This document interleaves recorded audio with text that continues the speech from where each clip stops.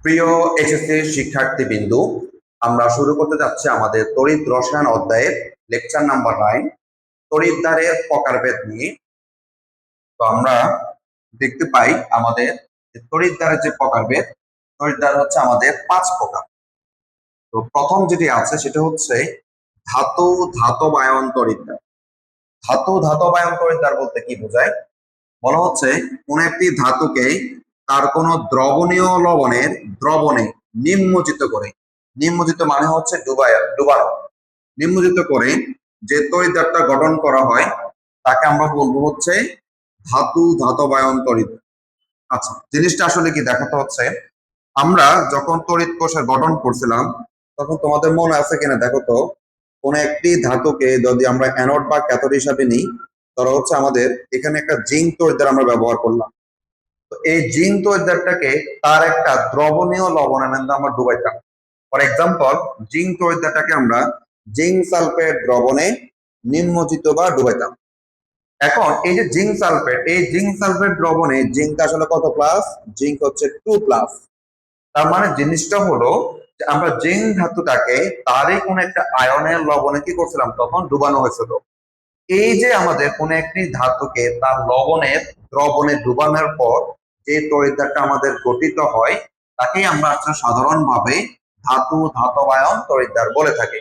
তাহলে আমরা জাস্ট হচ্ছে এটা, এই ধরনের যে তড়িৎদ্বারটা হবে সেটা হচ্ছে কি, কোন একটি ধাতুকে তারই কোন একটা আয়নের দ্রবণে নিমজ্জিত করলে যে তড়িৎদ্বারটা আমরা পাচ্ছি তার নাম হচ্ছে ধাতু ধাতবায়ন তড়িৎদ্বার।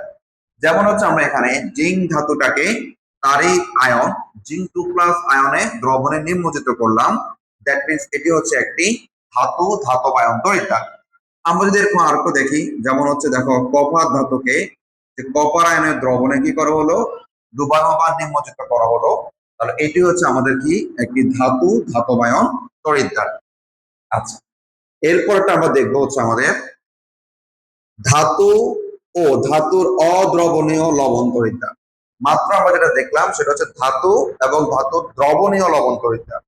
এবার হচ্ছে ধাতু ও ধাতুর অদ্রবণীয় লবণ তড়িৎদ্বার। আচ্ছা, এখানে বলা হচ্ছে যে কোন একটা ধাতুকে তার কোনো অদ্রবণীয় লবণের মধ্যে ডুবিয়ে এতে ওই অদ্রবণীয় লবণের অ্যানায়ন সম্বলিত যে তড়িৎদ্বারটা গঠিত হবে তাকে আমরা বলছি ধাতু ও ধাতুর অদ্রবণীয় লবণ তড়িৎদ্বার। আচ্ছা, এই ধাতু ও ধাতুর অদ্রবণীয় লবণ তড়িৎদ্বারের মধ্যে আমাদের 3টা অংশ। একটি হচ্ছে কোন একটি ধাতুকে তারই কোনো একটি অদ্রবণীয় লবণের মধ্যে ডুবানো হবে। অর্থাৎ মনে রাখবা, আমাদের কোন একটি ধাতুর অসংখ্য লবণ থাকতে পারে, তার মধ্যে কিছু লবণ হচ্ছে দ্রবণীয়, কিছু লবণ হচ্ছে আবার অদ্রবণীয়। তাহলে এখানে আমাদের যেটা করতে হবে সেটা হচ্ছে কোন একটি ধাতুকে তার একটি অদ্রবণীয় লবণের মধ্যে ডুবানোর পর ওই ওই অদ্রবণীয় লবণের যে অ্যানায়নটা আছে তার সমন্বয়ে যে তড়িৎদ্বারটা আমাদের গঠিত হবে সেটাকে আমরা বলবো ধাতু অদ্রবণীয় লবণ তড়িৎদ্বার। ধরো হচ্ছে আমরা যদি একটা নেই যে সিলভার একটি ধাতু এবং তার একটি অদ্রবণীয় লবণ সিলভার ক্লোরাইড। এখন এই অদ্রবণীয় লবণের অ্যানায়নটা কি, আমাদের হচ্ছে ক্লোরাইড। এই অ্যানায়ন সমন্বয়ে যে তড়িৎদ্বারটা আমরা গঠিত করলাম তাকে আমরা বলবো ধাতু অদ্রবণীয় লবণ তড়িৎদ্বার। এরকম আরেকটা উদাহরণ দেখাই, ধরো হচ্ছে এটা হচ্ছে মার্কারি, তার একটা অদ্রবণীয় লবণ নিলাম মার্কিউরাস ক্লোরাইড। তাহলে এই মার্কুরিয়াস ক্লোরাইডেও আমাদের অ্যানায়নটাকে ক্লোরাইড। তাহলে এটাও এক ধরনের কি বলতো আমাদের ধাতু অদ্রবণীয় লবণ তড়িৎদ্বার। আরেকটা উদাহরণ যদি তোমাদেরকে দেখাই সেটা হচ্ছে একই রকম ভাবে, ধরো হচ্ছে এটা হচ্ছে মার্কারি, তার একটা অদ্রবণীয় লবণ নিলাম মার্কিউরাস সালফেট, এবং এই মার্কিউরাস সালফেটের আমাদের অ্যানায়নটাকে সালফেট, সালফেট 2 মাইনাস। এটি হচ্ছে আমাদের একটি ধাতু অদ্রবণীয় লবণ তড়িৎদ্বার। তার মানে হচ্ছে কোন একটি ধাতুকে তার একটি অদ্রবণীয় লবণে নিমজ্জিত বা ডুবিয়ে সেখানে তার অ্যানায়ন সমন্বিত যে তড়িৎদ্বারটা গঠিত হবে সেটাকে আমরা বলবো ধাতু অদ্রবণীয় লবণ তড়িৎদ্বার। তারপর হচ্ছে আমরা চলে আসবো হচ্ছে আমাদের গ্যাস তড়িৎদ্বার। গ্যাসীয় তড়িৎদ্বার তৈরি করতে আমাদের বেশ কিছু কন্ডিশন থাকবে, আমরা সেটা একটু দেখবো। তো এখানে বলা হচ্ছে যে কোন একটি নিষ্ক্রিয় ধাতু যেমন হচ্ছে প্লাটিনাম অথবা গোল্ড পাতকে গ্যাসীয় মূল কি হতে পারে, হাইড্রোজেন বা হচ্ছে বলতো ক্লোরিন গ্যাসের আয়নের দ্রবণে নিমজ্জিত করে, এবং আমাদের কন্ডিশনটা হচ্ছে 25°C তাপমাত্রা এবং 1 অ্যাটমসফিয়ার চাপে ওই গ্যাসকে দ্রবণের মধ্যে বুদবুদ আকারে চালনা করলে যে তড়িৎদ্বারটা গঠিত হবে তাকে আমরা বলছি আমাদের গ্যাস তড়িৎদ্বার। আচ্ছা, আমরা একটু আসি আমাদের এই গ্যাসীয় তড়িৎদ্বার তৈরি করার জন্য প্রথমত হচ্ছে একটা নিষ্ক্রিয় ধাতুর পাত ব্যবহার করতে হবে। সেটা হচ্ছে প্লাটিনাম হতে পারে বা হচ্ছে আমাদের গোল্ড হতে পারে। আচ্ছা, ওই নিষ্ক্রিয় ধাতুর পাতের মধ্যে আমরা ওই হাইড্রোজেন গ্যাস অথবা ক্লোরিন গ্যাসের আয়নের দ্রবণে, আয়নের দ্রবণে বলতে কি বোঝাচ্ছে, ধরো আমরা যদি হাইড্রোজেন গ্যাসটা নিই, তার আয়নের দ্রবণটা কেমন হতে পারে, মানে একটা অ্যাসিড দ্রবণ, যেখানে আমাদের হাইড্রোজেনটা কি হিসেবে থাকবে বলতো, হাইড্রোজেন আয়ন। তাহলে একটা হাইড্রোজেন গ্যাসকে ধরো হাইড্রোক্লোরিক অ্যাসিডের দ্রবণে, যেখানে হচ্ছে কি বলতো হাইড্রোজেন আয়ন থাকে আমরা, তাহলে আমাদের হচ্ছে এরকম হাইড্রোজেন গ্যাস বা ক্লোরিন গ্যাসের আয়নের দ্রবণে আমরা যদি কি করি, নিমজ্জিত করার পর কন্ডিশনটা হচ্ছে 25°C এবং 1 অ্যাটমসফিয়ার চাপে ওই গ্যাসটাকে আমরা যখন দ্রবণের মধ্যে দিয়ে বুদবুদ আকারে কি করবো বলতো চালনা করব, তখন হচ্ছে আমাদের যে তড়িৎদ্বারটা গঠন হবে তাকে আমরা বলছি আমাদের গ্যাসীয় তড়িৎদ্বার। তো এটা যদি আমরা গঠনটা দেখি একটু, এখানে হচ্ছে একটা আগে নিষ্ক্রিয় ধাতুর পাত ব্যবহার করা হচ্ছে, আমরা সেটা ধরো ব্যবহার করলাম হচ্ছে প্লাটিনাম। তারপর কি করতে হবে, এখানে একটা গ্যাস চালনা করতে হবে, আমরা গ্যাসটা ধরলাম হচ্ছে হাইড্রোজেন গ্যাস, তবে তাকে কতটুকু চাপে রাখতে হবে, 1 অ্যাটমসফিয়ার চাপে রাখতে হবে, এবং এই হাইড্রোজেন গ্যাসটাকে তারই একটা আয়নের দ্রবণে কি করতে হবে, চালনা করতে হবে। হাইড্রোজেন গ্যাসের একটা আয়ন যদি আমরা কল্পনা করি, সেটা হচ্ছে কি বলতো হাইড্রোজেন আয়ন, যার আবার ঘনমাত্রা থাকতে হবে কত মোলার, 1 মোলার, এবং এখানে টোটাল তাপমাত্রাটা কত ডিগ্রি থাকবে, 25°C। তার মানে আমরা একটু গ্যাসের তরিদাতে আবার একটু বলি, কোন একটা নিষ্ক্রিয় ধাতুর পাতকে আমরা কি করতে পারি, কোন একটা গ্যাসকে 25°C এবং হচ্ছে 1 অ্যাটমসফিয়ার চাপে ওই গ্যাসের 1 মোলার ঘনমাত্রা কোন একটা আয়নের দ্রবণে, খেয়াল করো যে আয়নটা আমরা নিব বা অ্যাসিডটা আমরা নিব, ওই দ্রবণে কিন্তু ঘনমাত্রা কত মোলার থাকতে হবে, 1 মোলার। তাহলে ওই হাইড্রোজেন গ্যাসটাকে 1 মোলার ঘনমাত্রা দ্রবণে যখন আমরা কি করব, বুদবুদ আকারে, গ্যাস যেহেতু, তাহলে বুদবুদ আকারে যখন আমরা চালনা করব, তখন যে তড়িৎদ্বারটা আমাদের গঠিত হবে তাকে আমরা বলছি হচ্ছে আমাদের গ্যাসীয় তড়িৎদ্বার। দেন হচ্ছে আমরা এবার পড়বো, সেটা হচ্ছে জারণ বিজারণ তড়িৎদ্বার। আচ্ছা, এটা হচ্ছে কোন ধাতুর ভিন্ন ভিন্ন জারণ সংখ্যা বিশিষ্ট লবণের দ্রবণে নিষ্ক্রিয় ধাতুর পাত, মানে প্লাটিনাম বা গোল্ড প্রভৃতি নিষ্ক্রিয় ধাতুর পাতলা পাত ডুবিয়ে যে তড়িৎদ্বারটা গঠিত হয় তাকে আমরা বলবো হচ্ছে আমাদের জারণ বিজারণ তড়িৎদ্বার।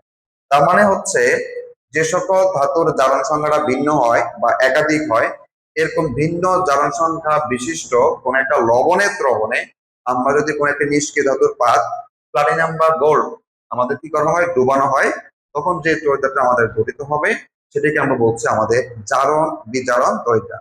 তার মানে এখানে কন্ডিশনটা হচ্ছে যে আমাদের যে সকল ধাতু আমাদের হচ্ছে কি বলতো জারণ মান একাধিক থাকে বা ভিন্ন ভিন্ন জারণ সংখ্যা যারা প্রদর্শন করে, তাদের দ্রবণে আমরা যদি নিষ্ক্রিয় ধাতুর পাতটাকে ডুবানো হয়, তখন যে তড়িৎদ্বারটা আমাদের গঠিত হবে সেটিকে আমরা বলছি আমাদের জারণ বিজারণ তড়িৎদ্বার। ধরো হচ্ছে আমরা এরকম যদি দেখি যে একটা হচ্ছে একটা প্লাটিনাম পাত বা নিষ্ক্রিয় ধাতুর পাত, এখানে আমরা কি করলাম দেখো তো, Fe2+ আয়ন থেকে হচ্ছে Fe3+ আয়ন। তাহলে এখানে যে দুইটা ভিন্ন ভিন্ন জারণ সংখ্যা দেখতে পাচ্ছি, এটা কার, আয়রনের, একটা হচ্ছে আয়রন 2+, একটা হচ্ছে কি বলতো আয়রন 3+। তাহলে এটা দুইটা ভিন্ন ভিন্ন জারণ সংখ্যা বিশিষ্ট কোন একটা আয়নের দ্রবণে আমরা কি করলাম, একটা নিষ্ক্রিয় ধাতুর পাত পাটের নামকে যুক্ত করলাম বা ডুবালাম, তখন এই ধরনের তড়িৎদ্বারটাকে আমরা বলছি জারণ বিজারণ তড়িৎদ্বার। আমরা যদি এরকম আরেকটা উদাহরণ দেখাই, যে প্লাটিনাম, এখানে আমরা দেখলাম কত, Sn2+ থেকে কত হলো তো Sn4+। তাহলে এখানেও যেহেতু আমাদের Sn এর দুইটা ভিন্ন জারণ সংখ্যা আমরা দেখতে পাচ্ছি, একটা 2+, একটা হচ্ছে কত বলো তো 4+। তাহলে ভিন্ন জারণ সংখ্যা বিশিষ্ট দুটি আয়নের দ্রবণে আমরা যখন নিষ্ক্রিয় ধাতুর পাতটাকে ডুবাবো, তখন এটাও কি হবে, একটি জারণ বিজারণ তড়িৎদ্বার। অর্থাৎ যে সকল ধাতুর ভিন্ন ভিন্ন জারণ সংখ্যা আছে তারা কি করতে পারে, জারণ বিজারণ তড়িৎদ্বার গঠন করতে পারে। সর্বশেষ আমরা দেখবো হচ্ছে আমাদের অ্যামালগাম তড়িৎদ্বার। আচ্ছা, অ্যামালগাম তড়িৎদ্বারটা কখন হবে, অত্যন্ত সক্রিয় কোন ধাতুর সাথে আমরা পারদের মিশ্রণে তৈরি সংকর ধাতব অ্যামালগাম বিশিষ্ট ধাতব আয়নের দ্রবণে ডুবিয়ে যে তড়িৎদ্বার গঠিত হয় তাকে বলা হচ্ছে অ্যামালগাম তড়িৎদ্বার। আচ্ছা, জিনিসটাকে একটু শুনেন, বলছে অত্যন্ত কোন একটি সক্রিয় ধাতু, ধরো আমরা নিলাম হচ্ছে সোডিয়াম, তাকে যদি আমরা পারদের সাথে মিশ্রিত করা হয় তখন এই জিনিসটাকে বলা হয় সোডিয়াম অ্যামালগাম।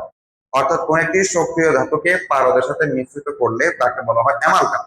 আমরা যদি একটা সক্রিয় ধাতু সোডিয়ামকে পারদের সাথে মিশ্রিত করা হয় তাহলে আমরা যে সংকর ধাতব অ্যামালগামটা পাবো তার নাম হচ্ছে সোডিয়াম অ্যামালগাম। এই যে সোডিয়াম অ্যামালগাম আছে এখানে এই অ্যামালগামটা কোন ধাতু? সোডিয়াম ধাতু। তার মানে হচ্ছে এই অ্যামালগামে আমাদের ধাতব আয়নটাকে সোডিয়াম আয়ন। কি আয়ন? Sodium ion. যেহেতু আমি সোডিয়াম ধাতুর অ্যামালগামটা তৈরি করছি তাহলে আমাদের এখানে ধাতব আয়নটা হচ্ছে আমাদের কি? Sodium ion. এখন এই যে অ্যামালগাম বিশিষ্ট ধাতব আয়নের দ্রবণে তাদেরকে ডুবানোর পর যে তরিদ্রারটা আমরা গঠিত হবে সেটাকে আমরা বলছি আমাদের অ্যামালগাম তরিদ্রার। তাহলে আমরা আবার একটু বলছি, দেখো আমরা অত্যন্ত কোন একটি সক্রিয় ধাতু ধরো হচ্ছে সোডিয়াম, তাকে কি করব? পারদের সাথে মিশ্রিত করব। পারদের সাথে মিশ্রিত করার পর আমরা কি পাবো? ওই ধাতুর অ্যামালগাম বিশিষ্ট একটা জিনিস পাবো, যাকে ওই অ্যামালগামের ধাতব আয়নের দ্রবণে, ধাতব আয়নটা কি আছে আমাদের এখানে? যে সোডিয়াম ধাতুর আমরা অ্যামালগাম তৈরি করছি, এখানে ধাতব আয়নটা হচ্ছে আমাদের সোডিয়াম আয়ন। এই ধাতব আয়নের দ্রবণে যখন তাকে ডুবানো হবে তখন যে তরিদ্রারটা আমাদের হবে সেটাকে আমরা বলছি অ্যামালগাম তরিদ্রার। এই হচ্ছে আমাদের 5 প্রকার তরিদ্রারের প্রকারভেদ। এরপর হচ্ছে আমরা আবার নতুন করে আর কাছে জানবো, সেটা হচ্ছে আমাদের নির্দেশক তরিদ্রার। এখন নির্দেশক তরিদ্রার বলতে কি বোঝায়?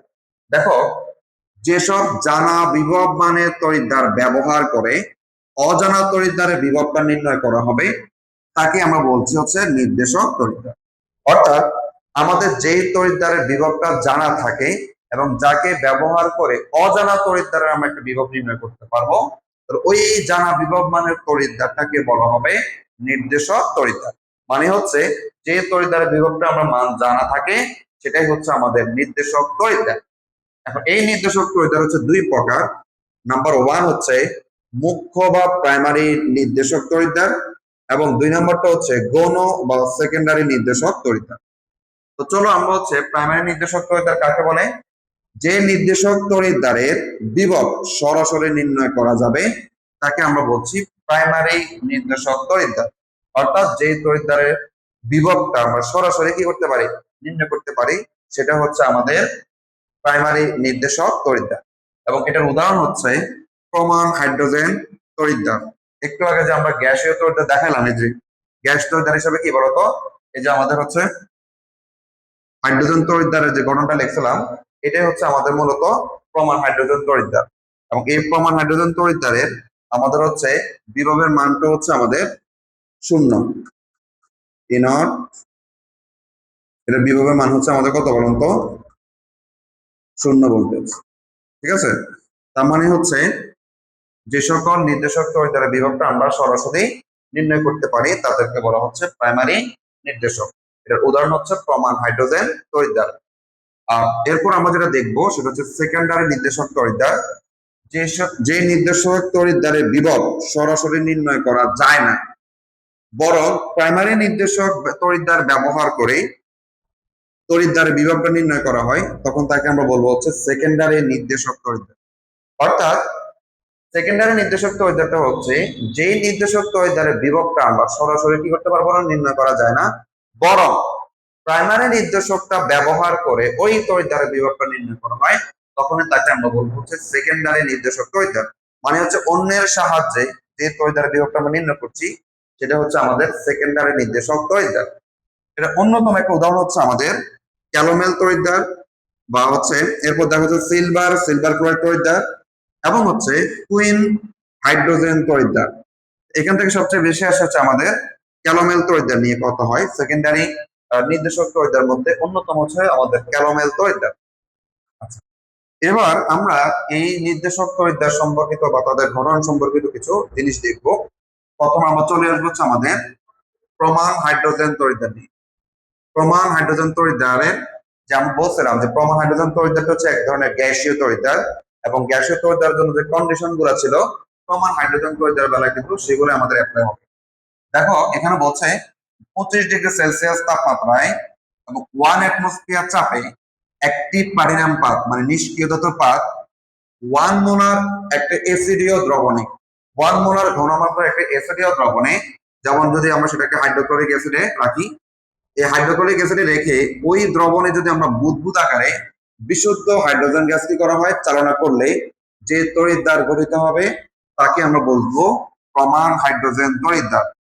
তার মানে হচ্ছে খেয়াল করো, আমাদের কন্ডিশনটা হচ্ছে 25°C তাপমাত্রায় 1 অ্যাটমসফিয়ার চাপে একটা নিষ্ক্রিয় ধাতুর পাতকে 1 মোলার ঘনমাত্রা কোন একটি এসিডীয় দ্রবণে রেখে সেখানে যদি আমরা বিশুদ্ধ হাইড্রোজেন গ্যাসটাকে চালনা করি বা প্রবাহিত করি, তখন যে তড়িৎদ্বারটা আমরা পাবো সেটাকে আমরা বলছি আমাদের প্রমাণ হাইড্রোজেন তড়িৎদ্বার। তবে একটা চিত্রের মাধ্যমে দেখি আমাদের এই হাইড্রোজেন তড়িৎদ্বার গঠনটা। প্রথমত হচ্ছে তোমরা দেখো হচ্ছে আমাদের এখানে আমরা চিত্রটা একটু লক্ষ্য করি, এখানে একটা কাস্ট নল ব্যবহার করা আছে, যে এই যে পুরোটা হচ্ছে আমাদের একটা কি বলতো, এই যে কাস্ট নল, আমরা একটা কাস্ট নল ব্যবহার করলাম। আচ্ছা, এবার এই কাস্ট নলের ভিতরে আমরা একটা প্লাটিনামের পাত ব্যবহার করলাম, যেটা হচ্ছে প্লাটিনামের পাত। এবং এই প্লাটিনাম পাতের মধ্যে আমরা কিছু প্লাটিনামের সূক্ষ্ম ন্যানোকণা আমরা রাখবো। এই যে প্লাটিনামের কিছু সূক্ষ্ম ন্যানোকণা আমরা রাখবো। তাহলে কি নিলাম, একটা প্লাটিনাম পাত নিলাম, তার মধ্যে তার হচ্ছে কি বলতো প্লাটিনামের কিছু ন্যানোকণা, অর্থাৎ ওই যে বিস্কিটের মতো করে বিস্কিটের কিছু কোণার মতো থাকবে। এরপর হচ্ছে এই প্লাটিনাম পাতটাকে আমরা হচ্ছে প্লাটিনাম তারের সাথে কি করব, সংযুক্ত করব। অর্থাৎ আমাদের একটা নিষ্ক্রিয় ধাতুর পাত আমরা সংযুক্ত করলাম। তারপর হচ্ছে এই যে প্লাটিনাম পাতটা ছিল তাকে আমরা কোথায় রাখবো বলছিলাম, 1 মোলার ঘনমাত্রা দ্রবণে। তার মানে হচ্ছে আমরা এখানে একটা দ্রবণ নিলাম, যেটা হচ্ছে আমাদের 1 মোলার ঘনমাত্রা হাইড্রোক্লোরিক অ্যাসিডের একটা দ্রবণ নেওয়া হলো। এবার যে কাজটা আমরা করতে হবে সেটা হচ্ছে এই যে আমাদের কাস্ট নলের একটা নল দিয়ে 25°C তাপমাত্রায় 1 অ্যাটমসফিয়ার চাপে আমরা হাইড্রোজেন গ্যাসটাকে এখানে প্রবাহিত করব। প্রবাহিত করলে হাইড্রোজেন গ্যাসটা এই প্লাটিনাম তার বেয়ে বেয়ে আমাদের হচ্ছে ওই হাইড্রোক্লোরিক অ্যাসিডের দ্রবণে যখন আসবে, তখন এই প্লাটিনাম পাতের কাছাকাছিতে বা নিকটবর্তীতে আমাদের হাইড্রোজেন গ্যাসের একটা বুদবুদ সৃষ্টি হবে। এই যে স্ট্রাকচারটা আমরা পাইলাম সেটা হচ্ছে আমাদের প্রমাণ হাইড্রোজেন তড়িৎদ্বারের গঠন। তাহলে আমরা জিনিসটাকে আবার একটু বোঝাচ্ছি। প্রথম হচ্ছে আমরা একটা কি ব্যবহার করলাম, কাস্টল ব্যবহার করব। কাস্টল কেন ব্যবহার করব, যেটা আমরা একটা গ্যাসকে এখানে প্রবাহিত করব সেই জন্য পড়ে চলে না যেতে পারে, এজন্য আমরা একটা কাস্টলে আবদ্ধ রাখবো তাকে। আমরা একটা কাস্টল ব্যবহার করলাম, দেন হচ্ছে আমরা একটা প্লাটিনামের পাত ব্যবহার করছি, এবং এই প্লাটিনাম পাতের মধ্যে আবার প্লাটিনামের কিছু ন্যানোকণা গুণ আমরা হচ্ছে কি করবো বলতো, ব্যবহার করবো। তারপর প্লাটিনাম পাতটাকে একটা প্লাটিনাম তারের সাথে আমরা কি করব, সংযোগ করে দেবো, ঠিক আছে, মানে নিষ্ক্রিয় ধাতুর পাত। তারপর যে কাজটা করলাম সেটা হচ্ছে এই প্লাটিনাম তারটাকে বা প্লাটিনামের যে পাতটা আছে সেটা হচ্ছে 1 মোলার ঘনমাত্রার হাইড্রোক্লোরিক অ্যাসিডের দ্রবণে তাকে আমরা ডুবানো হবে।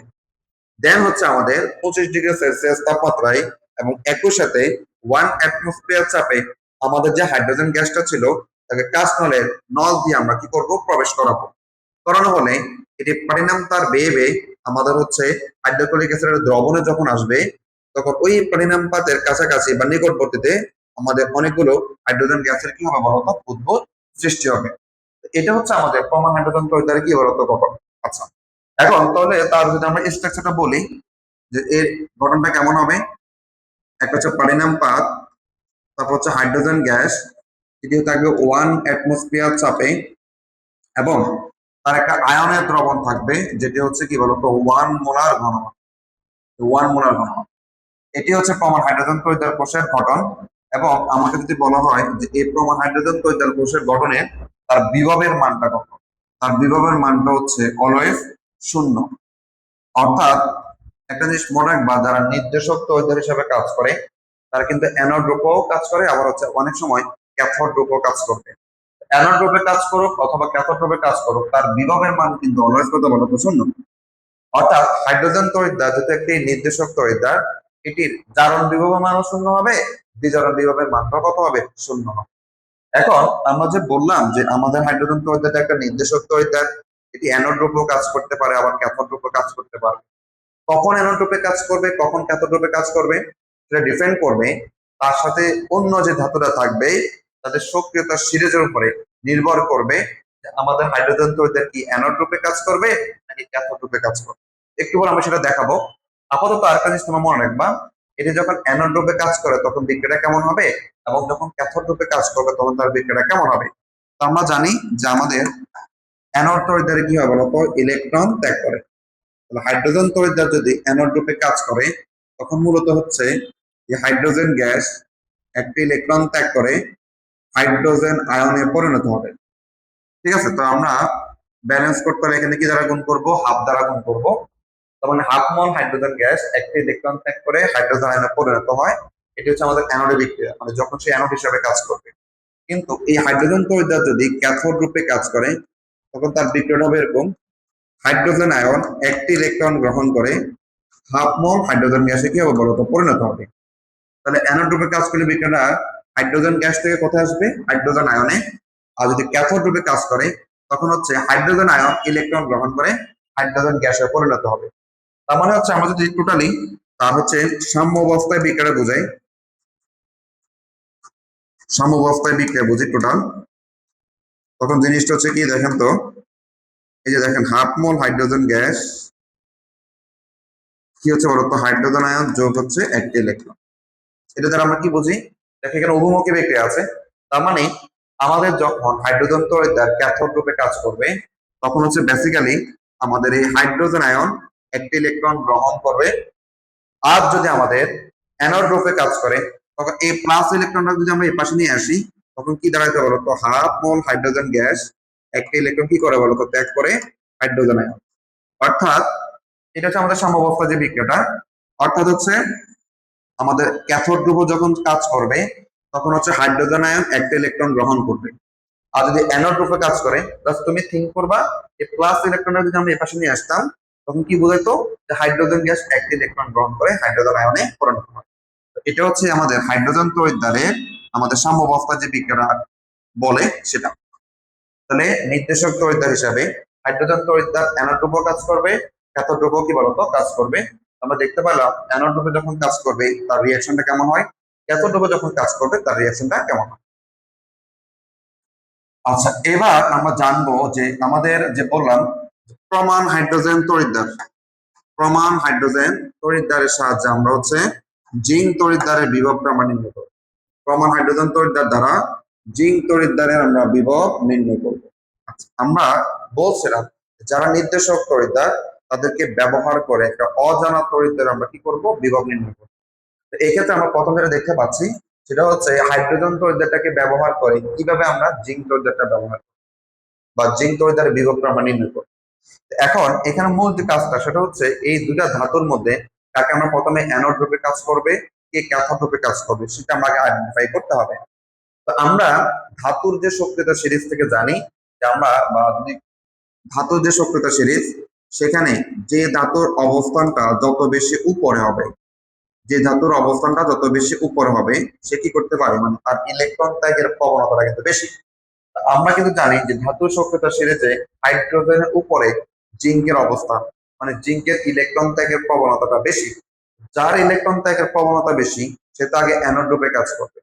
তার মানে আমি আবার একটু বলছি, হাইড্রোজেন তড়িৎদ্বারকে ব্যবহার করে যখন আমরা জিঙ্ক তড়িৎদ্বারের বিভবটা নির্ণয় করব আমাদের প্রথম কাজ হচ্ছে এই দুটি ধাতুর মধ্যে কে অ্যানোড রূপে কাজ করবে আর কে ক্যাথোড রূপে কাজ করবে।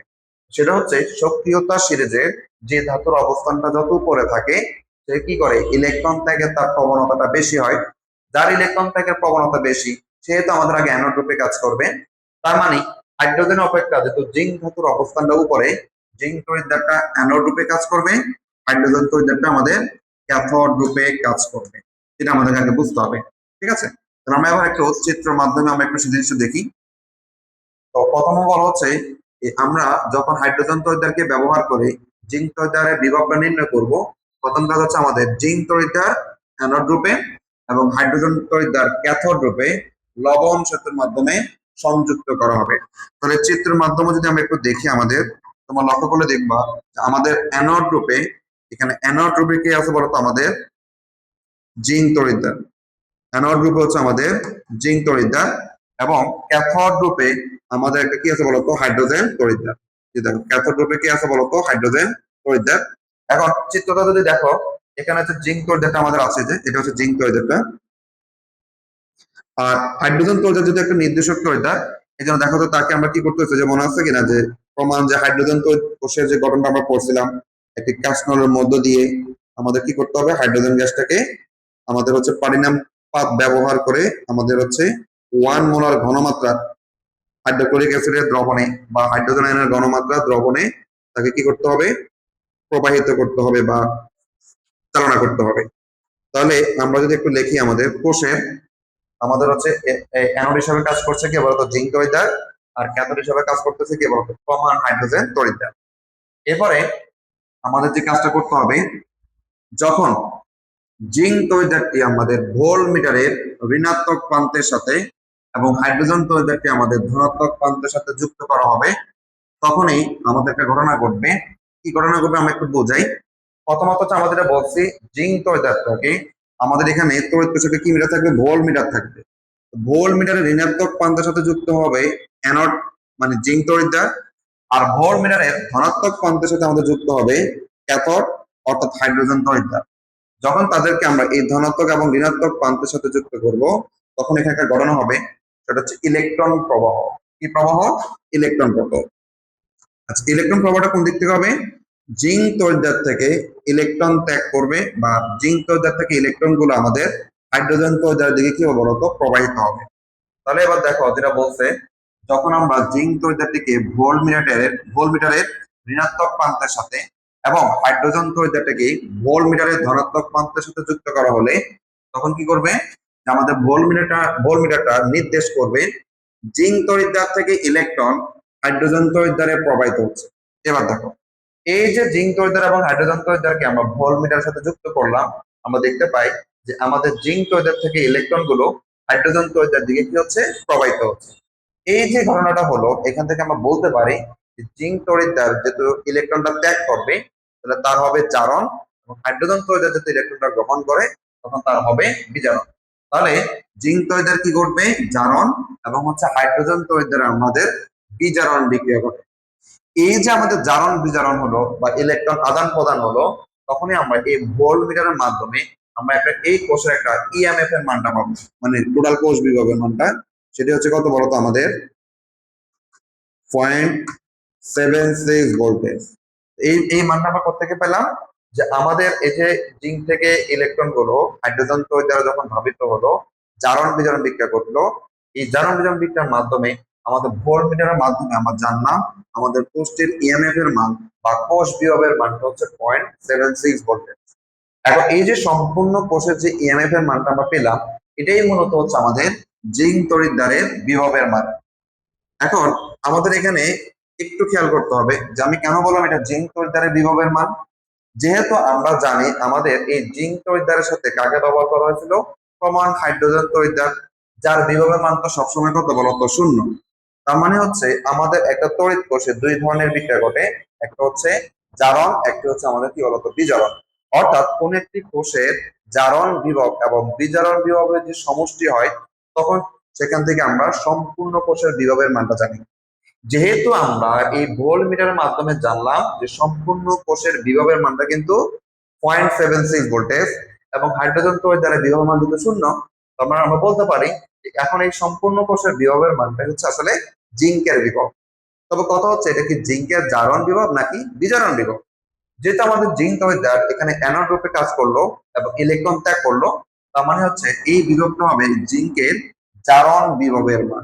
জিঙ্কের কি বিভবের মান? জারণ বিভবের মান। এখন আমরা যদি এখানে বলতাম যে তোমার জিঙ্কের তাহলে বিজারণ বিভব কত হবে, দেখো আমরা বলছিলাম যে জারণ বিভব এবং বিজারণ বিভবের মানের কিন্তু কোনো পার্থক্য নেই, শুধুমাত্র চিহ্নের কি হবে বলতো, পরিবর্তনটা ঘটে।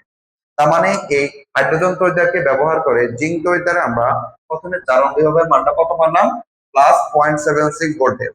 যদি ওই জিঙ্ক ধাতুরে যদি আমরা বিজারণ বিভব বলতাম, তখন আমরা লিখতাম -0.76 ভোল্টেজ।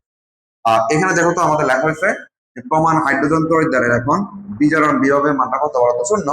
আমরা বলছিলাম হাইড্রোজেন তড়িৎদ্বার অ্যানোড রূপে কাজ করুক অথবা ক্যাথোড রূপে কাজ করুক, তার কিন্তু বিভবের মানটা হচ্ছে অলওয়েজ শূন্য। যেহেতু এই কোষে হাইড্রোজেন তড়িৎদ্বার ক্যাথোড রূপে কাজ করছে, মানে তার বিজারণ করছিল, এই জন্য তার বিজারণ বিভবের মানটা কত বলতো, শূন্য হবে। তাহলে আমরা আবার একটু বলি যে আমরা হাইড্রোজেন তড়িৎদ্বারকে ব্যবহার করে যখন জিঙ্কের বিভবটা নির্ণয় করব, তখন প্রথম আমাদের কাজটা হচ্ছে অ্যানোড রূপে এবং ক্যাথোড রূপে কি কাজ করবে।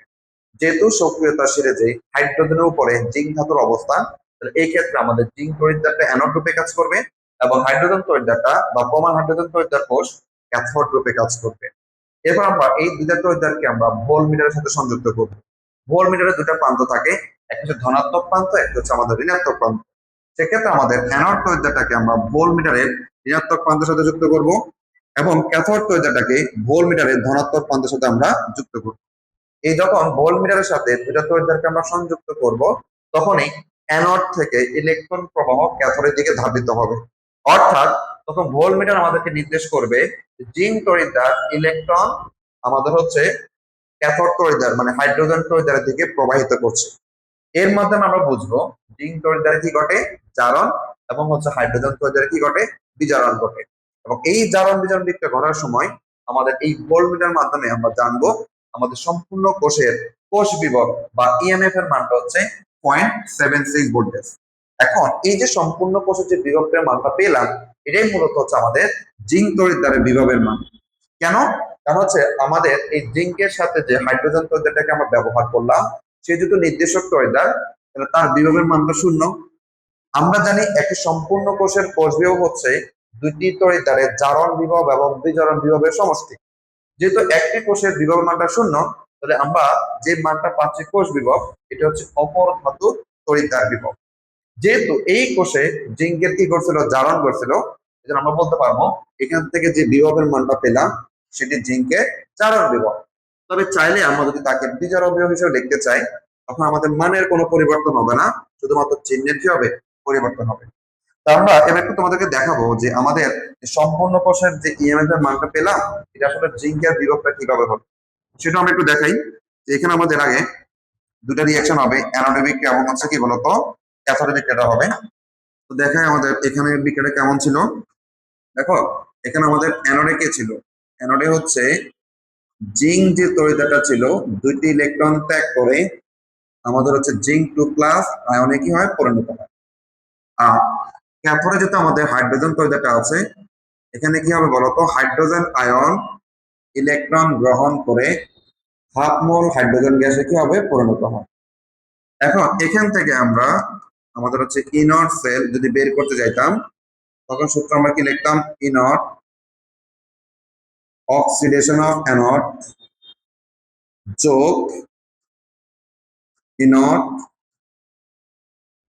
রিডাকশন অফ কি বলতো, ক্যাথোড। আমাদের অ্যানোডে কে ছিল বলতো, জিঙ্ক ধাতু, তাহলে হচ্ছে আমরা লিখতে পারবো জিঙ্ক থেকে জিঙ্ক 2+, আর বিজারণ কার করছিল বলতো, হাইড্রোজেনের। তাহলে এখানে তোমাকে লিখতে হবে হাইড্রোজেন আয়ন থেকে হচ্ছে হাইড্রোজেন গ্যাস, অর্থাৎ জিঙ্কের জারণ, হাইড্রোজেনের কি বলতো, বিজারণ। এবং এই সম্পূর্ণ কোষের বিভবের মানটা আমরা পেয়েছিলাম পয়েন্ট কত, 76 ভোল্টেজ। আমরা ভোল্টমিটারের সাহায্যে আমরা পেয়েছিলাম পুরো সম্পূর্ণ কোষ থেকে। এখন আমাদের উদ্দেশ্যটা হচ্ছে জিঙ্কের বিভবটা বের করবো। আমরা লিখতে পারি ই নট জিঙ্ক থেকে জিঙ্ক 2+, আর হাইড্রোজেনের জারণ বিভব বলো বা বিজারণ বিভব বলো, তার মান তো কত বলতো, শূন্য। তার মানে আমরা কিন্তু আলটিমেটলি বলতে পারি যে এখানে জিঙ্কের যে জারণ বিভবটা আমরা পাচ্ছি সেটা হচ্ছে +0.76 ভোল্ট। ঠিক আছে, এই যে বললাম যে সম্পূর্ণ কোষের যে বিভবটা ছিল, এটা কিন্তু ঘুরে ফিরে আমাদের জিঙ্ক তড়িৎদ্বারের বিভবের মানটা হচ্ছে। আর যদি আমরা এটাকে তার বিজারণ বিভব হিসেবে লিখতে যাই, অর্থাৎ জিঙ্ক 2+ থেকে যদি আমরা জিঙ্ক লিখি, তখন তার বিভবটা পাবো মান সেম, শুধুমাত্র চিহ্নের কি পরিবর্তন। ঠিক আছে, তো এই হচ্ছে আমাদের হাইড্রোজেন তড়িৎদ্বারকে ব্যবহার করে কিভাবে আমরা জিঙ্ক তড়িৎদ্বারের বিভবটা পেলাম সেটা আমরা দেখালাম তোমাদেরকে।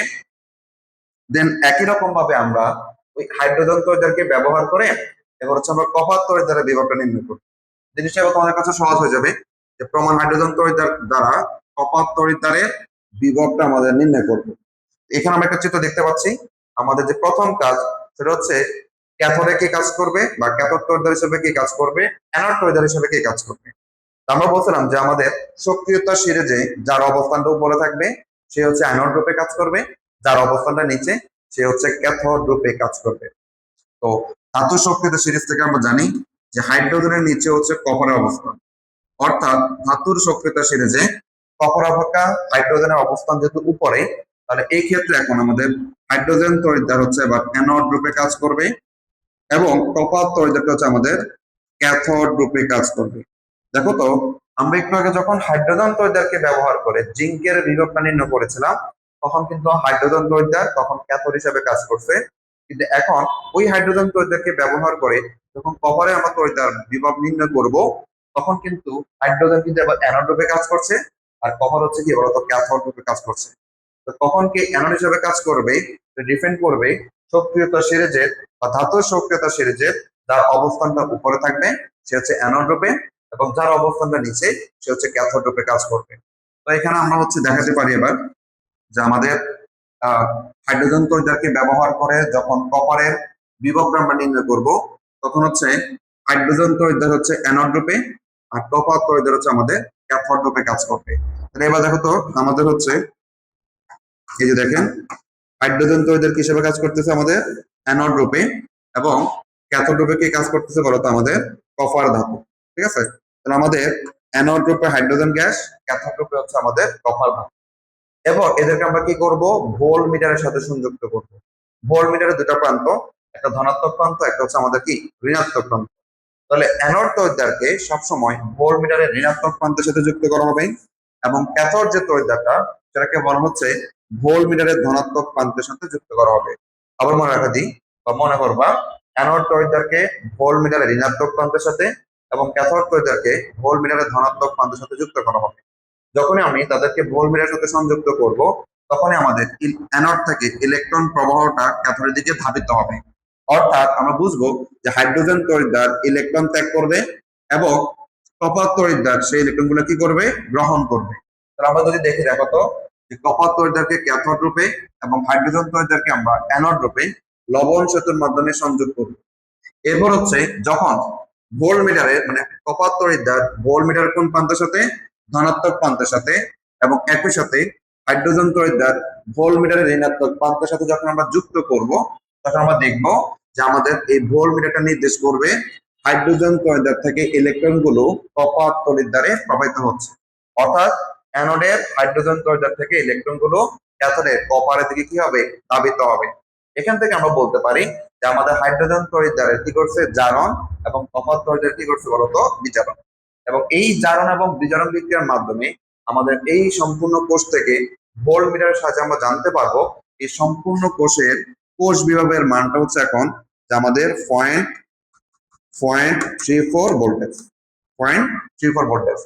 তাহলে এই যে সম্পূর্ণ কোষে যে ইএমএফ এর মানটা পেলাম, এটাই হচ্ছে আমাদের কপারের আসলে বিভবের মান।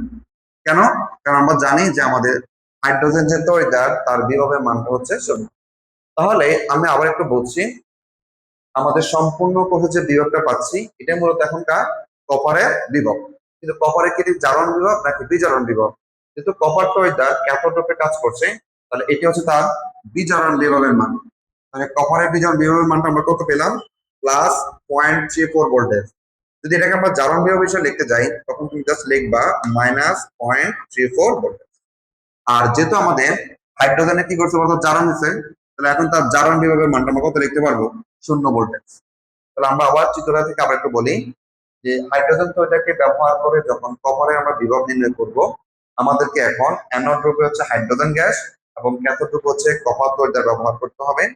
তারপর হচ্ছে আমাদের একটা ভোল্ট মিটারের ঋণাত্মক প্রান্তের সাথে হাইড্রোজেন তড়িৎদ্বার এবং ধনাত্মক প্রান্তের সাথে কপার তড়িৎদ্বারকে যদি আমরা সংযুক্ত করি, তখন হচ্ছে অ্যানোড থেকে হাইড্রোজেন তড়িৎদ্বার ইলেকট্রন ত্যাগ করবে, এবং ক্যাথোডে কপার তড়িৎদ্বার সেগুলো কি করবে, গ্রহণ করবে। এই ইলেকট্রন আদান প্রদানের মাধ্যমে আমরা দেখতে পারবো যে আমাদের হাইড্রোজেন তড়িৎদ্বারের জারণ ঘটছে এবং কপার তড়িৎদ্বারের বিজারণ ঘটছে। এবং এই জারণ এবং বিজারণ বিক্রিয়ার মাধ্যমে এই সম্পূর্ণ কোষের ইএমএফ এর মানটা আমরা পাচ্ছি 0.34 ভোল্টেজ। এই যে সম্পূর্ণ কোষের যে ইএমএফ এর মানটা পেলাম, এটাই মূলত হচ্ছে আমাদের কপার তড়িৎদ্বারের বিভব। যেহেতু কপারের বিজারণ ঘটছে, তাহলে এই বিভবটাকে আমরা এখন বলবো তার বিজারণ বিভব। যদি তাকে আমরা জারণ বিভব হিসেবে দেখতে চাই, শুধুমাত্র আমাদের চিহ্নের কি করতে হবে, পরিবর্তন করতে হবে। আর একই সাথে আমাদের যে প্রমাণ হাইড্রোজেন তড়িৎদ্বারটা আমরা নিলাম, যেহেতু সে অ্যানোড রূপে কাজ করলো, তাহলে তার জারণ বিক্রিয়া হয়েছিল, এই জন্য তার এখন আমরা জারণ বিভবের মানটা কত বলতে পারবো, 0। যে আমি যে কথাটা বললাম যে সম্পূর্ণ কোষের যে এখন বিভবটা পেলাম, এটা কিভাবে কপারের বিভবটা হলো সেটা আমরা একটু দেখাতে পারি। তাহলে এখানেও আমাদের হচ্ছে একটি জারণ এবং বিজারণ বিক্রিয়া ঘটবে। সেখান থেকে আমরা আগের মতো করে তোমাদেরকে কোষ বিভব বের করে দেখাবো। আসেন, এখানে অ্যানোডের বিক্রিয়া কেমন হবে আর ক্যাথোডের বিক্রিয়া কেমন হবে। যেহেতু আমাদের অ্যানোডে হাইড্রোজেন তড়িৎদ্বারটা ব্যবহার করছি, তাহলে তার কাজ হচ্ছে ইলেকট্রন কি করা, ত্যাগ করা। তার মানে হচ্ছে হাফ মোল হাইড্রোজেন গ্যাস একটি ইলেকট্রন ত্যাগ করে হাইড্রোজেন আয়নে পরিণত হবে। আর ক্যাথোডে হচ্ছে আমরা কাকে পাচ্ছি? কপার তড়িৎদ্বার। তার মানে কপার আয়ন ক্যাথোড থেকে দুটি ইলেকট্রন গ্রহণ করে কপার ধাতুতে কি হবে? পরিণত হবে। এখান থেকে যদি আমরা কোষ বিভবটা একটু বের করি, ইনট সেল, সূত্রটা হচ্ছে ইনট অক্সিডেশন অফ কত বলতো? অ্যানট যোগ হচ্ছে ইনট রিডাকশন অফ কি বলতো? ক্যাথোড। তাহলে আমাদের এখন অ্যানোড হিসেবে কাজ করতেছে কি বলতো? হাইড্রোজেন তড়িৎদ্বার। তারপর আমরা বলতে পারবো যে হাফ মোল গ্যাস থেকে হাফ মোল হাইড্রোজেন গ্যাস থেকে হচ্ছে হাইড্রোজেন আয়ন যোগ হচ্ছে আমাদের ক্যাথোড রূপে কাজ করতেছে কি? কপার। তাহলে কপার 2+ থেকে হচ্ছে কপার ধাতু। এখন এই সম্পূর্ণ কোষে যে আমরা কোষ বিভবটা পেয়েছিলাম 0.34 ভোল্টেজ, আমাদের উদ্দেশ্য কি? কপারের বিভবটা বের করার। সেক্ষেত্রে আমরা কিন্তু হাইড্রোজেনের বিভবটা আমরা জানি 0 বা 0 ভোল্টেজ যোগ হচ্ছে আমাদের কপার 2+ থেকে হচ্ছে কপার। আলটিমেটলি কি দাঁড়ালো? আমাদের হচ্ছে ই নট কপার 2+ থেকে আমরা কপারের বিভবটা পাচ্ছি +0.34 ভোল্টেজ। তার মানে সম্পূর্ণ কোষের যে বিভবটা পাচ্ছি সেটাই এখন আমাদের কপারের বিজারণ বিভবের মান। যদি এটাকে আমরা জারণ বিভব হিসেবে লিখতে চাই, অর্থাৎ কপার থেকে কপার 2+, তখন শুধুমাত্র আমাদের মান সেম থাকবে, চিহ্নের কি হবে? পরিবর্তনটা হবে। ঠিক আছে? তাহলে আমরা দেখলাম যে একটা নির্দেশক তড়িৎদ্বার মানে হাইড্রোজেন তড়িৎদ্বারকে ব্যবহার করে কিভাবে জিঙ্ক তড়িৎদ্বারের বিভব বা কপার তড়িৎদ্বারের বিভবটা নির্ণয় করা যায়। এক্ষেত্রে হাইড্রোজেন তড়িৎদ্বার একবার অ্যানোড রূপে কাজ করছিল, আবার কি বলতো? ক্যাথোড রূপেও কাজ করছিল। যখন হাইড্রোজেন তড়িৎদ্বারকে ব্যবহার করে আমরা জিঙ্কের বিভবটা নির্ণয় করলাম, তখন কিন্তু হাইড্রোজেন তড়িৎদ্বারটা ক্যাথোড রূপে কাজ করছিল। আর যখন হাইড্রোজেন তড়িৎদ্বারকে ব্যবহার করে আমরা কপারের বিভবটা নির্ণয় করলাম, তখন কিন্তু আবার হাইড্রোজেন তড়িৎদ্বার অ্যানোড রূপে কাজ করে। ঠিক আছে? আচ্ছা, এরপর হচ্ছে আমরা সর্বশেষ আরো একটা গঠন দেখবো, সেটা হচ্ছে আমাদের ওই যে সেকেন্ডারি যে নির্দেশক তড়িৎদ্বার ছিল তার একটা অন্যতম উদাহরণ ক্যালোমেল তড়িৎদ্বার। আচ্ছা, একটু কথা বলি যে আমাদের ক্যালোমেল তড়িৎদ্বারটা আসলে আমাদের প্রমাণ হাইড্রোজেন তড়িৎদ্বার থেকে ব্যবহার করা একটা সুবিধাজনক। এর কারণটা কি একটু বলি, যে আমরা যখন তোমাকে হাইড্রোজেন তড়িৎদ্বার কোষের গঠন বলছিলাম, তখন কিন্তু এখানে একটা জিনিস ছিল, সেটা হচ্ছে একটা কন্ডিশন ছিল। দেখো কন্ডিশনটা কি আমি একটু বলি। এই যে হাইড্রোজেন তড়িৎদ্বার দিয়ে তুমি যদি তৈরি করতে যাও, তখন তোমাকে তাপমাত্রা রাখতে হবে কত ডিগ্রি? 25°C, 25°C, এবং তোমার চাপ রাখতে হবে 1 atmosphere, এবং একই সাথে যে দ্রবণটা আমরা নিব ওই দ্রবণের ঘনমাত্রা থাকতে হবে 1 মোল। এটা কিন্তু কন্ডিশন।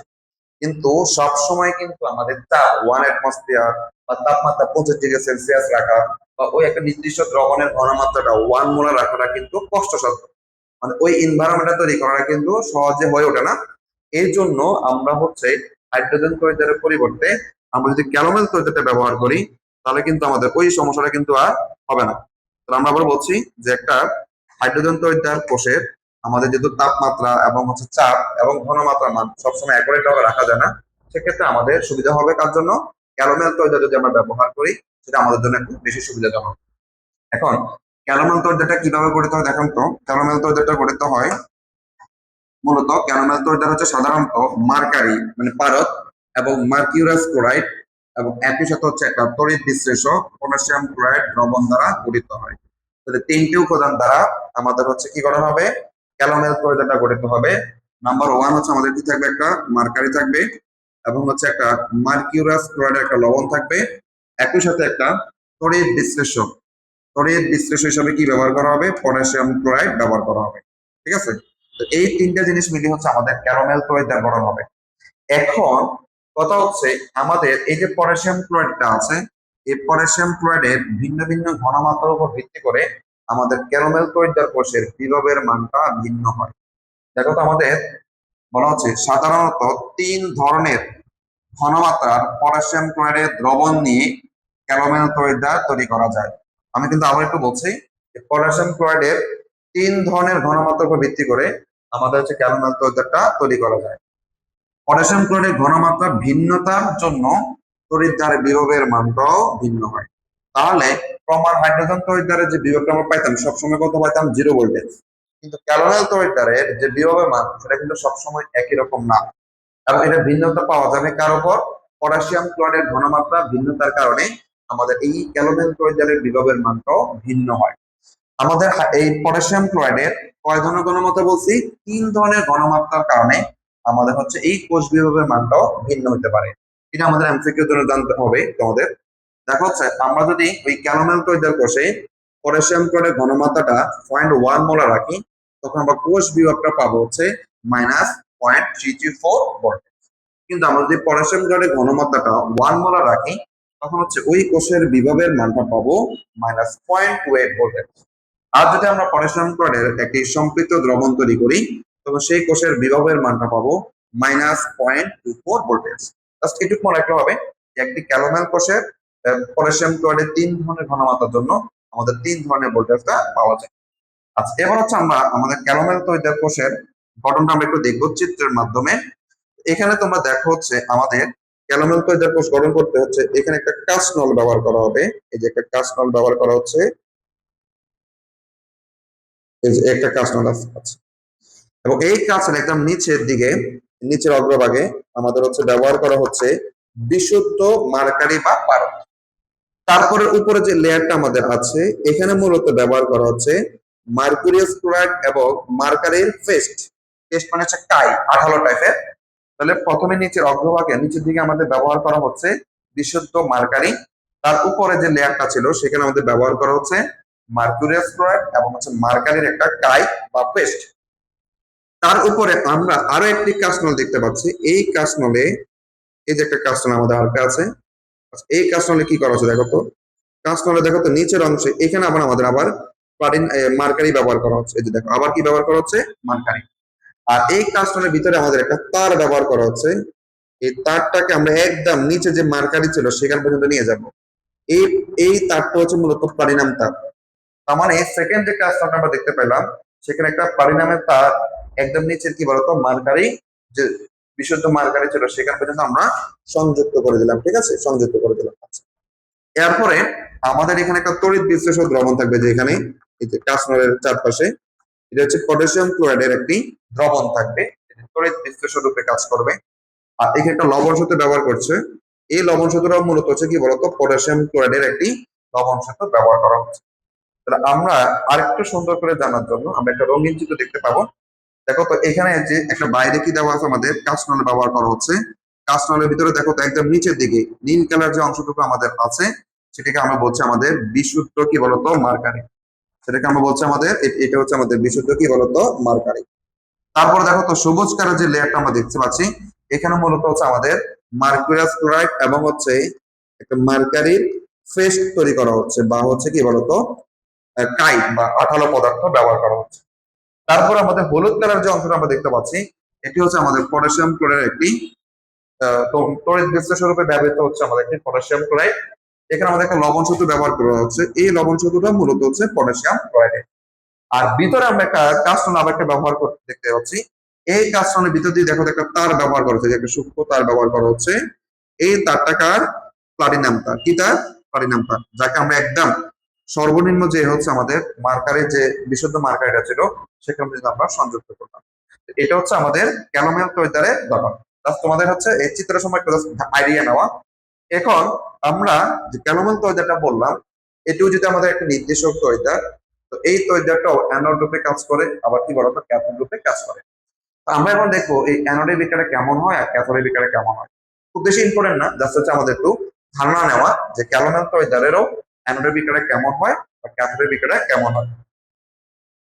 চলো আমরা যদি দেখি আবার এই যে ক্যালোমেল তৈদার বিক্রিয়া, তাহলে আমরা বলছিলাম একটু মনোযোগ দিয়ে শুনবা যে ক্যালোমেল তৈদারটা অ্যানোড হিসেবে যখন কাজ করে তখন রিঅ্যাকশনটা কেমন হবে, আর যখন ক্যাথোড রূপে কাজ করে তখন তার রিঅ্যাকশনটা কেমন হবে।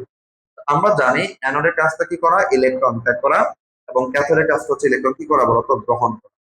যদি ক্যালোমেল তৈদারটি আমাদের অ্যানোড গ্রুপে কাজ করে তখন হচ্ছে আমাদের মার্কারি বা পারদের যে দ্রবণটা আছে এটি জারিত হয়ে এখানে কি লিখছে বলতো Ag2+, এটিকে বলা হয় মার্কিউরাস আয়নের ডাইক্যাটায়ন। মার্কিউরাস আয়নের ডাইক্যাটায়ন বলতে কি আমি একটু বলি। আমরা যখন এটাকে বলি মার্কারি আর যখন এটা প্লাস দেওয়া হয় তখন তাকে বলা হয় মার্কিউরাস আয়ন। যখন এখানে আমরা 2 দিব তখন এখানে কত প্লাস হবে? 2+ হয়ে যায়। তখন এই জিনিসটাকে বলা হয় মার্কারি দুইটা না, এবং কত প্লাস, 2 প্লাস। যদি এটা ধনাত্মক চার্জ তাকে বলা হবে ক্যাটায়ন। যেহেতু দুটি মার্কারি, এই জন্য ব্যবহার করা হয় মার্কিউরাস আয়নের ডাই ক্যাটায়ন। মার্কিউরাস আয়নের ডাই ক্যাটায়ন। এটা কিভাবে হয় সেটা একটু বলি। ধরো হচ্ছে আমি যখন লিখবো মার্কারি শুধু প্লাস, যখন আমি এখানে Ag2 লিখবো তখন এখানে কত প্লাস হয়ে যাবে, 2 প্লাস হবে। এটা হচ্ছে মার্কিউরাস আয়ন, এটা হচ্ছে মার্কিউরাস আয়নের ডাই ক্যাটায়ন। মার্কিউরাস আয়নের ডাই ক্যাটায়ন। আচ্ছা, ওকে। তাহলে আমাদের প্রথম যে কাজটা হবে, আমাদের অ্যানোডে আমাদের এই যে পারদে যে দ্রবণটা আছে সেটি জারিত হয়ে মার্কিউরাস আয়নের ডাই ক্যাটায়ন গঠন করবে, যা ক্লোরাইড আয়নের সাথে পরবর্তীতে বিক্রিয়া করে সর্বশেষ মার্কিউরাস ক্লোরাইড গঠন করবে। তাহলে আমরা একটু বিক্রিয়াটা দেখি, খেয়াল করে একটু ঠান্ডা মাথায়। প্রথম হচ্ছে মার্কারি ধাতু একটি ইলেকট্রন ত্যাগ করে মার্কিউরাস আয়নে গঠন করে। যেহেতু বলছিলাম যে মার্কিউরাস আয়নটা মূলত ডাই ক্যাটায়ন হিসেবে থাকে, ডাই ক্যাটায়ন হিসেবে যখন থাকে তখন কি করতে হবে, দেখো এখানে আমরা লিখবো কি বলতো, Ag2 যখন শুধু একটা মার্কারি ছিল তখন আমাদের ক্যাটায়ন ছিল ধনাত্মক 1, কিন্তু মার্কারি দুইটা, তাহলে দুজন মিলে হচ্ছে কত প্লাস, 2 প্লাস। এটিকে বলা হয় আমাদের মার্কিউরাস আয়নের ডাই ক্যাটায়ন। আমরা আবার একটু দেখাচ্ছি, এখানে আমাদের মার্কারি ধাতু একটি ইলেকট্রন ত্যাগ করে প্রথমে মার্কিউরাস প্লাস গঠন করে। যেহেতু একটু ডাই ক্যাটায়ন হিসেবে থাকে তখন এটাকে আমরা কিভাবে লিখতে হবে, যে Ag2 যখন এখানে 2 দিব তখন হচ্ছে এখানে কত প্লাস হবে, 2 প্লাস হবে। ঠিক আছে। এখন তার মানে মার্কারি একটা ইলেকট্রন ত্যাগ করে মার্কিউরাস ডাই ক্যাটায়ন, মার্কিউরাস আয়নের ডাই ক্যাটায়ন গঠন করবে। আমরা যদি সমতা করতে যাই, এখানে যেহেতু মার্কারি দুইটা পরমাণু আছে তাহলে এখানে 2 দ্বারা গুণ করতে হবে, তাহলে ইলেকট্রন ত্যাগ কতগুলো হবে বলতো, 2টা। তার মানে অ্যানোডে যে প্রথম বিক্রিয়াটা হলো সেটা হচ্ছে দুই দুই মোল মার্কারি 2টি ইলেকট্রন ত্যাগ করে মার্কিউরাস আয়নের ডাই ক্যাটায়ন গঠন করবে। এরপর হচ্ছে এই যে মার্কিউরাস আয়নের ডাই ক্যাটায়ন, এটি কার সাথে যুক্ত হবে, ক্লোরাইড আয়নের সাথে। এই ক্লোরাইডটা আমরা কোথা পাচ্ছি, এই যে খেয়াল করেন আমাদের যে তড়িৎ বিশ্লেষণটা ছিল পটাশিয়াম ক্লোরাইডের, এখানে কি আছে বলতো, ক্লোরাইড আয়ন আছে। তাহলে ওই মার্কিউরাস আয়নের ডাই ক্যাটায়নটা আমাদের ক্লোরাইড আয়নের সাথে যুক্ত হয়ে আমাদের উৎপন্ন করবে মার্কিউরাস ক্লোরাইড, Ag2Cl। তাহলে মার্কারি ধাতু ইলেকট্রন ত্যাগ করে আনলো মার্কিউরাস আয়নের ডাই ক্যাটায়ন, যা ক্লোরাইডের সাথে যুক্ত হয়ে কি উৎপন্ন করলো, মার্কিউরাস ক্লোরাইড। তাহলে সামগ্রিকভাবে যদি আমরা কোষ বিক্রিয়া দেখাতে চাই, মানে অ্যানোডে বিক্রিয়া কেমন হতে পারে, বিক্রিয়া হবে এরকম, দেখেন আমাদের 2 হচ্ছে মার্কারি, তারপর হচ্ছে দেখো তো এটা কাটা যাবে, তারপর হচ্ছে আমাদের 2 ক্লোরাইড আয়ন। ঠিক আছে, কত ইলেকট্রন, 2টি ইলেকট্রন ত্যাগ করে টোটাল মার্কিউরাস ক্লোরাইড কি করে বলতো, গঠন করে। এটি হচ্ছে ক্যালোমেল তরজারের অ্যানোডে বিক্রিয়া। এবার সেম ভাবে আমরা দেখবো আমাদের ক্যালোমেল তরজার যদি ক্যাথোড রূপে কাজ করে তখন তার বিক্রিয়াটা কেমন হবে। এখানে যেটা প্রথমে বলা হচ্ছে সেটা হচ্ছে আমাদের ক্যালোমেল তরজার যখন তোমার হচ্ছে কাজ করবে তখন প্রথমে হচ্ছে যে মার্কিউরাস যে ক্লোরাইডটা ছিল এটি প্রথমে বিয়োজিত হবে, বিয়োজিত হয়ে আমাদেরকে 2টা আয়ন দিবে, একটা হচ্ছে মার্কিউরাস আয়নের ডাই ক্যাটায়ন এবং একই সাথে হচ্ছে আমাদের ক্লোরাইড আয়ন। এরপরে এই মার্কিউরাস আয়নের ডাই ক্যাটায়নটি আমাদের কি করবে বলতো, 2টি ইলেকট্রন গ্রহণ করে আগের মতো করে মার্কারি ধাতু উৎপন্ন করবে। মার্কারি ধাতু কি করবে বলতো, উৎপন্ন করবে। প্রথম আবার বলছি যে আমাদের ক্যাথোড যখন বিক্রিয়া করবে মার্কিউরাস ক্লোরাইডটা বিয়োজিত হয়ে 2টা আয়ন উৎপন্ন করবে, একটা হচ্ছে মার্কিউরাস আয়নের ডাই ক্যাটায়ন এবং একই সাথে হচ্ছে ক্লোরাইড আয়ন। এই মার্কিউরাস আয়নের ডাই ক্যাটায়নটাই যেহেতু তার ইলেকট্রনের ঘাটতি আছে, দুটি ইলেকট্রন গ্রহণ করে 2 মোল কি বলতো পারদ উৎপন্ন করবে। এখন যদি সামগ্রিকভাবে আমরা কোষ বিক্রিয়া তোমাদেরকে দেখাই তখন বিক্রিয়া কেমন হবে দেখো তো, এই যে তখন বিক্রিয়া হবে এরকম, যে মার্কিউরাস ক্লোরাইড যোগ হচ্ছে আমাদের দেখো তো এই দুটা কি যাবে বলতো, কাটা যাবে, যোগ হচ্ছে আমাদের 2 ইলেকট্রন এবং বিক্রিয়ার পর আমরা যেটা পাবো সেটা হচ্ছে 2 মার্কারি যোগ হচ্ছে 2 মোল কি বলতো ক্লোরাইড আয়ন। এটা হচ্ছে আমাদের ক্যালোমেল তরজা যখন থাকবে তখন তার ক্যাথোডের বিক্রিয়া কেমন হয়। আমরা স্পষ্ট দেখতে পেলাম যে ক্যালোমেল তরজা যখন অ্যানোড রূপে কাজ করে মার্কারি 2টি ইলেকট্রন ত্যাগ করে তার ডাইক্যাটায়ন মার্কিউরাস আয়নের ডাইক্যাটায়ন গঠন করবে। এরপরে এই মার্কিউরাস আয়নের ডাইক্যাটায়ন ক্লোরাইড আয়নের সাথে যুক্ত করে সর্বশেষ মার্কিউরাস ক্লোরাইডে পরিণত। আর ক্যাথোডে যখন আমরা আসবো তখন বিক্রিয়া বিপরীতভাবে ঘটবে, অর্থাৎ প্রথমে মার্কিউরাস ক্লোরাইড বিয়োজিত হয়ে 2টি আয়ন দিবে, একটা হচ্ছে এই আমাদের হচ্ছে মার্কিউরাস আয়নের ডাইকাটায়ন এবং একই সাথে হচ্ছে আমাদের ক্লোরাইড পাওয়া যাবে। দেন হচ্ছে এই মার্কিউরাস আয়নের ডাইকাটায়নটা ইলেকট্রন গ্রহণ করে মানহারি ধাতুতে পরিণত হবে। তো আমরা দেখলাম যে আমাদের নির্দেশক তড়িৎদ্বার ক্যালোনাল তড়িৎদ্বারের গঠন এবং তার অ্যানোডে বিক্রিয়া এবং ক্যাথোডে বিক্রিয়া কেমন হবে।